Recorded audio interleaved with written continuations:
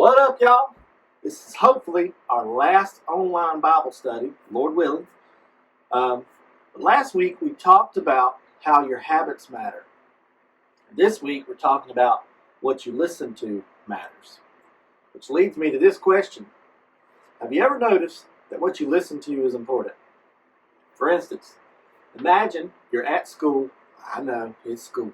But imagine you're at school and your teacher is talking about an assignment that's going to be due tomorrow, and she's giving you instructions on what to do and how to do it.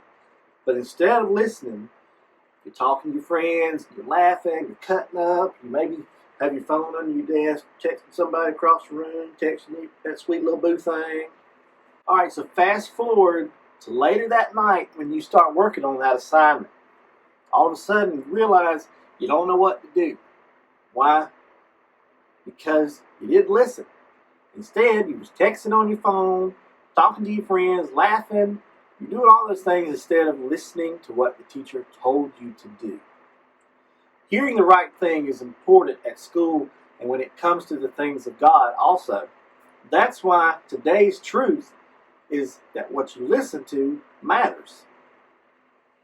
Today's verse comes from Romans 10:17. It says, "So faith comes from hearing, that is, hearing the good news about Christ." This verse tells us that faith comes when we hear the good news about Christ.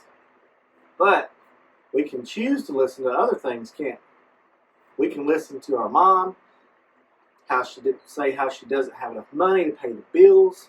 We can listen to the news, tell us how bad and crazy our world is.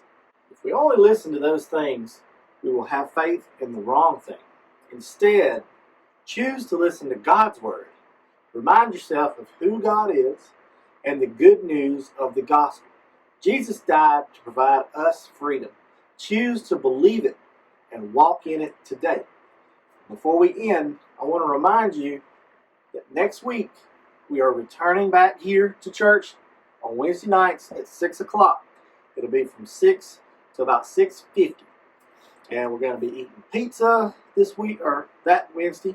We're doing a fun activity and a little Bible study.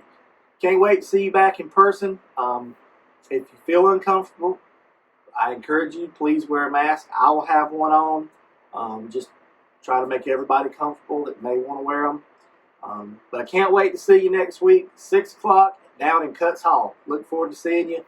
But have a good rest of the week.